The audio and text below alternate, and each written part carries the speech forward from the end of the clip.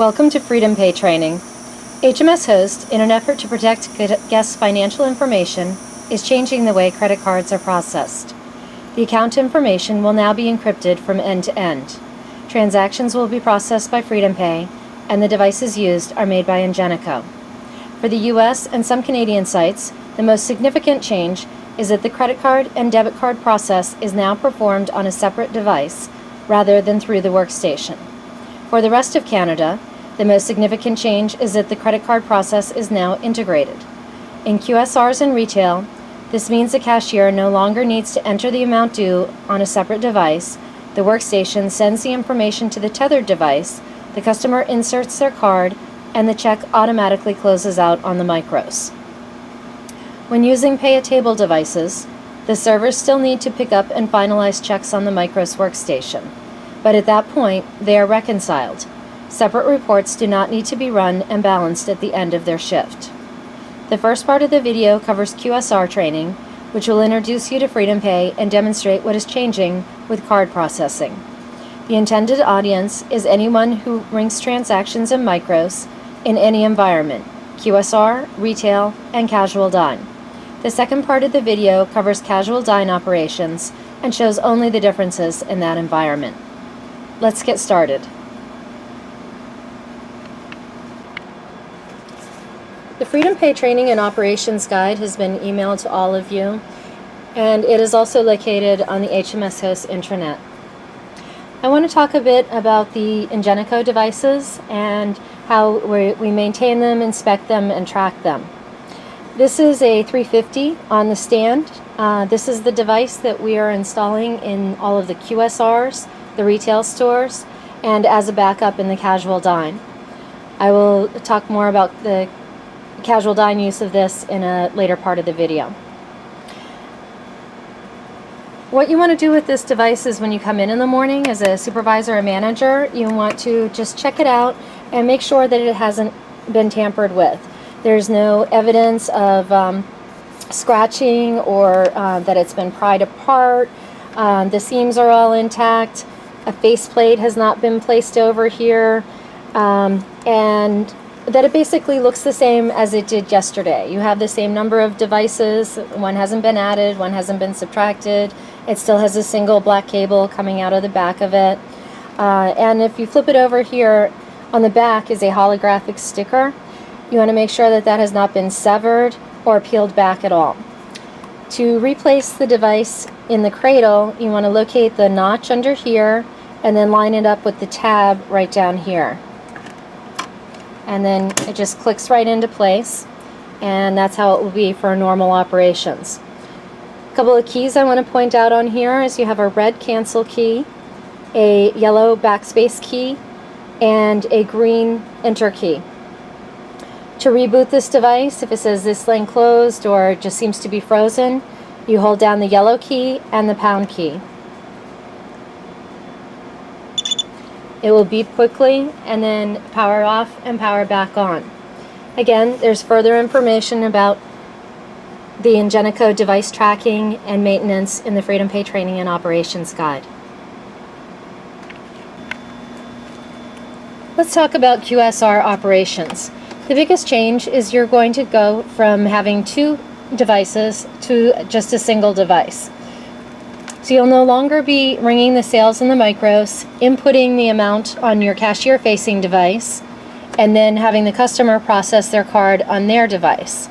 We're going to eliminate the cashier-facing one, and you will order their items, press subtotal to go to the payment screen, and then when you press credit debit, it's going to say have customer swipe card, and the amount is going to show on the customer-facing device. They can then process their card, insert that in there, and it's going to say please wait, do not remove, select account, I'm going to choose checking, and then enter the PIN number, green for enter. It's going to say the PIN is okay, and then it's going to go out and get an authorization. When it's approved, it will tell them to remove their card. The check will close, and a check will print out with the authorization number on it.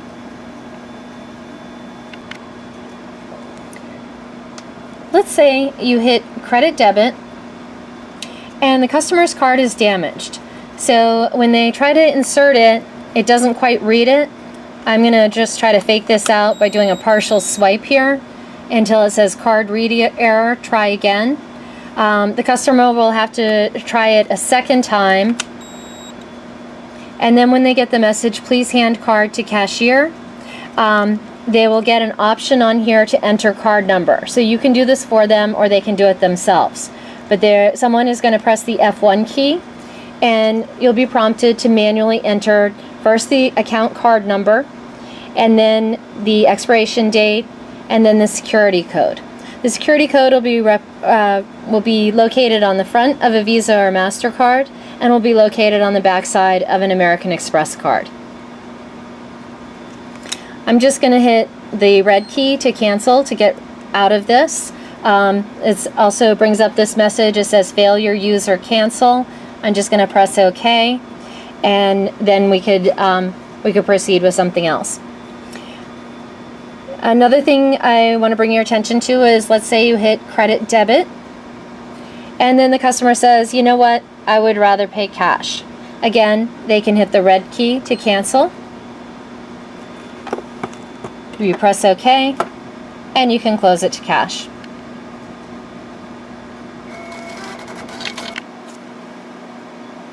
Okay, let's say that the customer wants to pay part with a credit card or debit card and part in cash. Now, anytime we want the cash drawer to pop open, you need to settle to cash last. So the first thing I'm going to do here is I'm going to say what amount is going to go on my debit card. I'm going to say it's $2. Very important to do this before hitting the credit debit card. Then it's going to put up a warning. You are tendering for less than the amount due. Press enter OK to continue. I'll press the enter key. And now it says have customer swipe card. And the device says the total due is $8.04, but the charge amount is $2. The customer will insert their card. And they will answer prompts if they come up. This is a credit card here, so probably not any prompts. And then it says approved, remove card. At this point, if you look at the device, you can see the payment for $2 to Visa, and the total due now is $6.04. So I'm going to just hit the $10 fast cash key to close that out. And the cash drawer will open. I know you don't do a lot of tax-exempt transactions, but I want to take just a minute in case somebody comes through.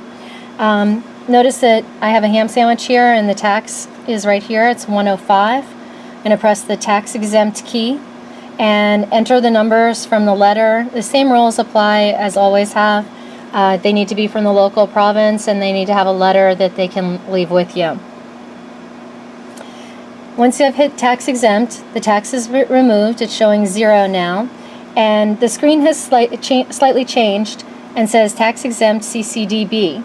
I'm going to press that. And then the customer will be prompted to enter their card and process as normal.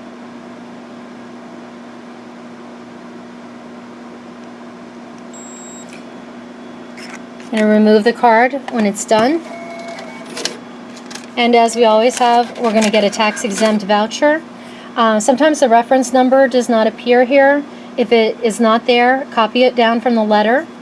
And this copy of the check can go with the guest.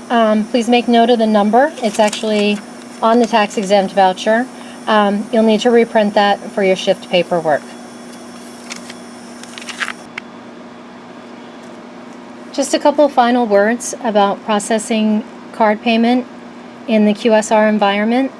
One thing we've noticed is, we do accept tap and pay cards and also Android Pay and Apple Pay.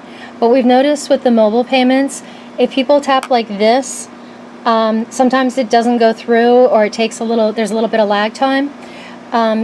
We've noticed that if you put the device face to face, that it will process a little more quickly. Another thing that has not changed, but I just want to reiterate so everyone is clear, is that you cannot avoid a debit payment using edit close check. If somebody needs a refund applied to their debit card, you need to ring a manager void which is a negative transaction, close it to debit card, and that will refund the money to their account.